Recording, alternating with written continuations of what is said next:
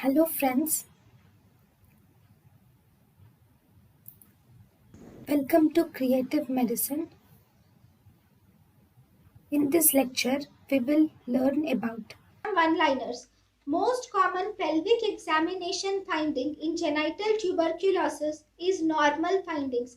Second most common pelvic examination findings in genital tuberculosis is tenderness.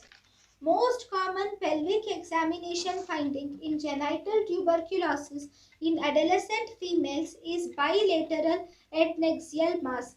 Percentage of genital tuberculosis uh, patients who are infertile is around 70%.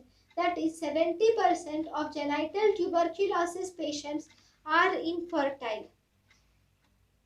Most common next percentage of infertile patients having genital tuberculosis is 10% worldwide and 17% in India. Male infertility. thank you and thank you for watching.